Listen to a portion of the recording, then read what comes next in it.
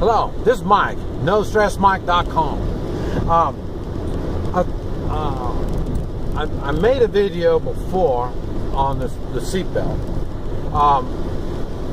but I've been having people ask me about it, and but I can't remember the name of the video. Now I've got 900 videos, so I can't remember which video it was that I talked about seatbelts. So I thought I'd make another one explaining my thoughts on the seatbelt. Okay, first thing, normally I don't wear a seatbelt. Right now, I am wearing a seatbelt, and that's because it's raining. The road's kind of dangerous right now, and the chances of me getting in an accident now is more likely it's still going to be this kind of weather, that my driving will get me into an accident. I mean, anybody can run into you anytime, but when it's weather like this, I could make bad judgment.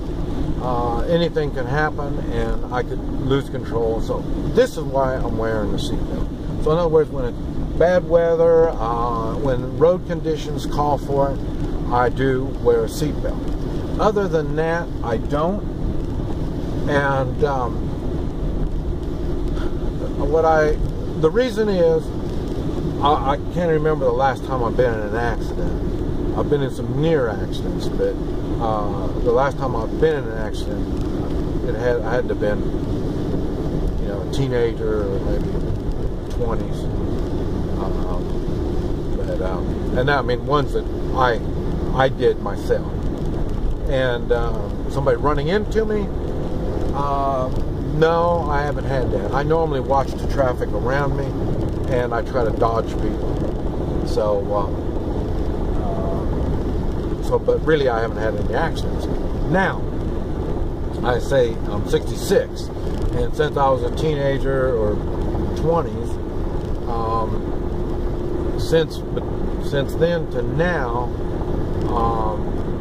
I've been either assaulted when I've been in my car, or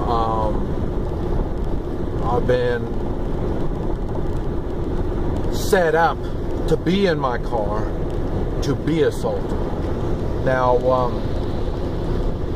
you don't want to sit in your car when you're being assaulted. Either if they're going to physically beat you with their hands, you don't want to be sitting in your car. It's hard to get out of the car to fight back. Okay, that's one thing. If you're going to get shot, you really don't want to be sitting in the car. You're confined in a small area. It's kind of easy to hit you. You can't dodge the bullets. You can't get down. You can't get out of the way. So you don't want to be in a gunfight sitting in the car. And I say I made one video on me, John Wayne Hero, something like that, and I explained at that time when they tried to stop me, and I don't know what they're going to do. I don't wait till somebody stops me and then they come to my window and then I find out if I'm going to be assaulted. I don't wait till that time. When I stop, I'm out of my car. Police hate it. But like I say, police can do the same thing to you also. So I do the same thing. I say, when they stop me, I'll stop, I'll open the door, and I'll get my feet outside, and then normally they tell me don't get out of the car, and so then I don't. But I have my feet outside the car. I'm ready to get out.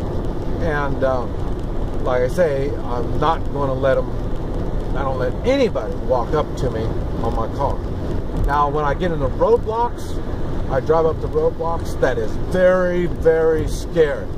Now, to you, Americans, you think roadblocks are, you know, a good way to get the drunks off the road and all that stuff. So you don't mind stopping up there and letting them look in your car with a flashlight. They'll look all around and check it. You don't find anything wrong with it. I'm in the United States. I dislike it. I dislike being treated like a criminal when I haven't done anything. That's why I like profiling. You profile, you can tell if I'm a criminal. That's what profiling. And if you think I'm a criminal, well then feel free to use your flashlight, look around, or you know, kind of like that. I'm not going to let you search, but still like that. That's in the United States, and you Americans go along with that stuff. Now, when I go down to Mexico and Central America, it is really scary every time I come up to a roadblock. I say, a lot of times I don't know if they're police, military, rebels, guerrillas, I don't know, bandits, you know, or maybe they're trying to tell me the road's been broke in front of me, warn me or something. I don't know. I don't speak the language. And so I have a difficult time when I have to sit in my car and I come up. I'll tell you, also, I carry things on my belt. I got a Leatherman. Sometimes I carry a phone on my belt. I carry stuff on there. Sometimes when you are anxiously jumping out of your car and that stuff, your seatbelt will get caught on the stuff that's hooked onto it. So that's not a good thing. And you know, and I tell the police the same thing. I can still get a ticket. I don't mind getting a ticket. I mean, your laws, you're going to give me a ticket no matter what. It doesn't make any difference. Your laws, you know, so. And you're doing it to control me, or you're doing it for my safety. You know, like this, they would stop me. Hey, the road conditions are bad. You really should have your seatbelt on. I would agree with them on that. And if I don't, they give me a ticket. I understand. But when everything is good and all that kind of stuff. And then I tell them, I said, okay, in your patrol car, you're right now, we're talking, and then you get a call and somebody needs help a half mile down the road here, and it's a gunfight. You're going to jump in your car, you're going to put on your seatbelt, you're going to drive down there and take off your seatbelt and get out of the car and get in a gunfight. No, you won't. And that's because you know you're getting ready to get in a gunfight. Okay, I don't have that luxury.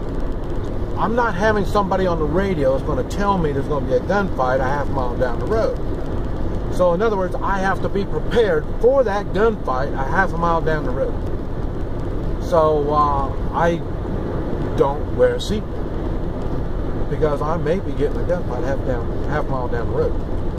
And like I say, there's been many occasions, I've made videos on some of them, on where I had to get out of the car quickly. And being strapped in is not the way to get out of the car quickly. So anyway, I don't wear a seatbelt unless road conditions dictates wisdom to wear a seatbelt. I say I am in far more fear of humans hurting me than the weather. So in other words, I take steps for the threats that I'm faced with. And like I say, it's my personal choice. And like I say, if you haven't figured out by now, the law for the seatbelt law is made as a controlling factor. They make it to control. If it was that important, they could, like I say, we got the airbags. Well, they can do all kinds of stuff because you don't need this stuff really. If they really wanted to protect you, there's stuff that they could do. But anyway, I just thought I'd bring it to your attention. This is Mike, NoStressMike. NoStressMike.com.